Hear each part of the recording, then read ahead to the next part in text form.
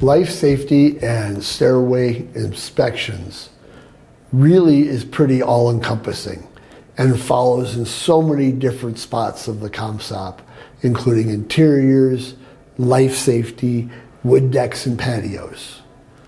But today we're going to look at those items that should be inspected when looking at any stairway in an occupied space.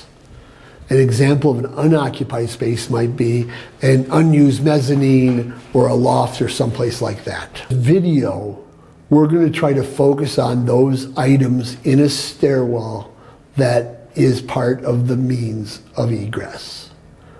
But we're going to describe several other parts of a stairwell that are very important. Let's begin with, where do I inspect? Now, you are going to make that determination as an own business owner. Whether you inspect just the exit stairwells, which could be 1, 3, 12, 40 of them in a building, or you could say, this is how I'm going to inspect and walk every stairwell in every building. My recommendation is walk every one. You don't want to be, you don't want to have that on your head that you missed the one that had an issue. But you'll make that determination and make sure you let your clients know what you inspected and how you inspected.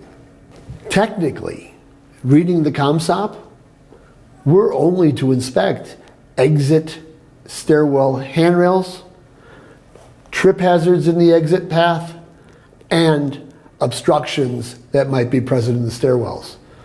But in most cases, most inspectors will go beyond that and look at so many other things. So let's begin with looking at a few of those now. We are in an exit stairwell, particularly here in a hotel.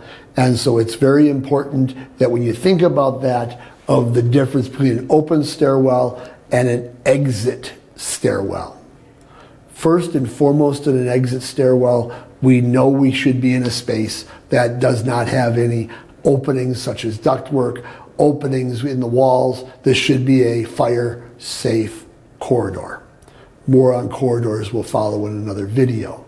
But inspecting the stairways, first we need to identify on all commercial buildings there's a handrail on both sides.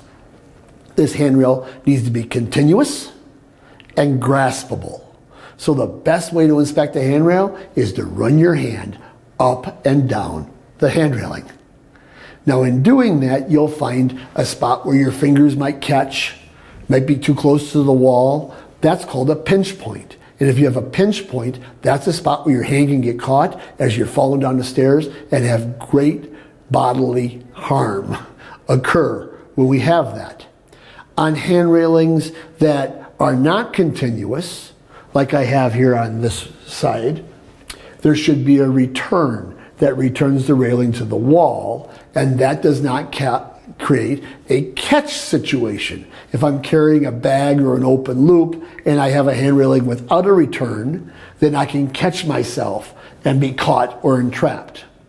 If I've got a hand railing that is continuous, which I have on this side, then that hand railing actually follows not only up these stairs, around the corner, but up the next stairs, and vice versa, down these stairs, around the corner, and ultimately to my discharge point.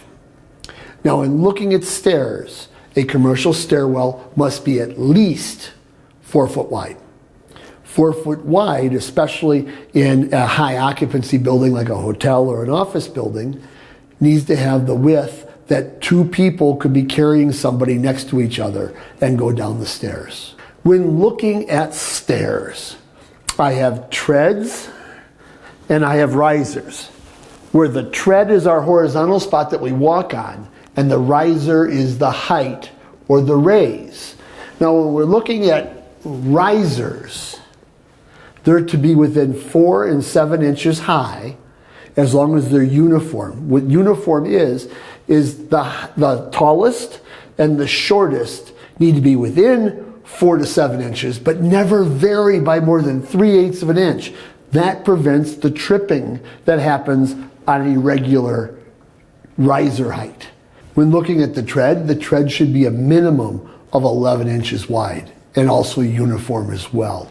So in other words, when you look at any flight of stairs, they should appear absolutely uniform. Now, when you think about flights of stairs, we have to worry about height. And our height should not be anything less than 6 feet 8 inches. So we need at least 6 foot 8 inches of height. And so that's measured from the nose of any tread up to the ceiling that's above us. The vertical rise of any flight of stairs should not exceed 12 foot. At 12 foot, that's where landing is required. A landing does two things. Landing is a spot of rest, but it's also a spot of transition. So depending on the design of the stairs, whether the landing is just a long spot where you walk down and then stop, and then can walk down another spot. So every 12 foot requires a landing. In this case, we have a landing here, which makes the transition up to the next flight of stairs. A landing is either the width of the stairs or larger. And it's very important when you look at landings that you do continue that all the way around. So walk every flight of stairs. Run your hand on every hand railing. Make sure that we have returns. Make sure they're graspable. Look for the pinch points.